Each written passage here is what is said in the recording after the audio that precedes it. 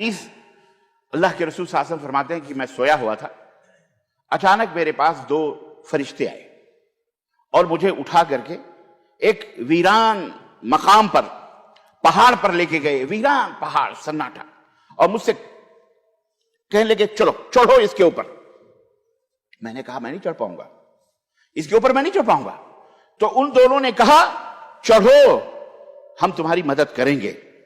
چنانچہ ان کی مدد سے ہم پہاڑ کے اوپر ہم چڑھے، حتی اذا کنت فی سواء الجبل، یہاں تک کہ پہاڑ کی چوٹی یا بیچ میں جو بھی ہے، بہرحال جب وہاں ہم پہنچے اس کی بلندی پر، اذ انا باصوات شدیدۃ، میں نے بہت سخت چیخ اور پکار کی شور سنی، ہم نے آواز سنی، میرے کان میں آئی، چیخ اور پکار کی بہت تیز آواز آئی۔ فقلت ما هذه الاصوات، میں نے ان دونوں سے پوچھا یہ آواز کیسی آ رہی ہے، شور شرابہ غوغا چیخ پکار رونے دھونے، یہ آواز کیسی ہے؟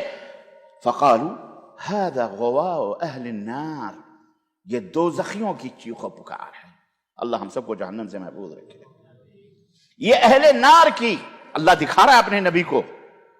کیوں دکھا رہا؟ تاکہ اپنی امت کو بتلاؤ کہ جو عذاب میں نے نافرمانوں کے لیے تیار کر رکھا ہے، دشمنان دین کے لیے، دشمنان اللہ کے لیے، وہ عذاب کتنا سخت ہے۔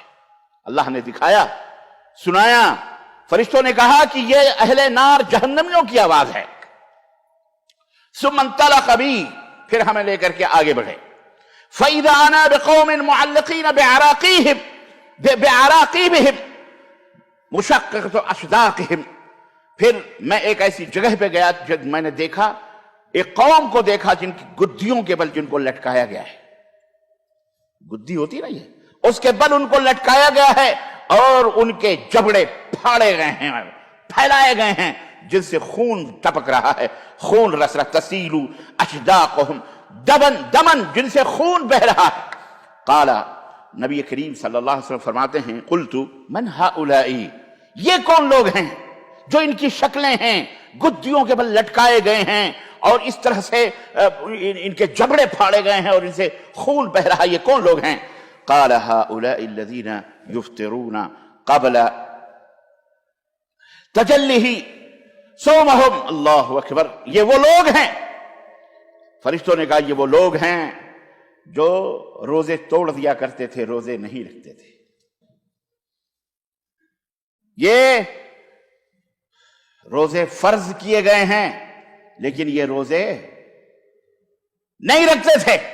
اللہ کی قسم، ہمیں پتا ہے، آپ کو بھی پتا ہے، مسلمانوں کے اندر کثیر تعداد مسٹنڈوں کی، نوجوانوں کی، عورتوں کی، مردوں کی ہے، رمضان کے مہینے میں اللہ کی قسم وہ روزہ نہیں رکھتے۔ بعض بد نصیب مردود تو ایسے بھی ہیں جو باقاعدہ اتنے جری اللہ کے دین میں ہو چکے ہیں، استغفر اللہ، کہ کہتے ہیں روزہ وہ رکھتے ہیں جن کے گھر میں کھانے پینے کی چیزیں نہیں ہوتی۔ اعوذ باللہ، استغفر اللہ، اللہ ایسے لوگوں کو ہدایت عطا فرمائے۔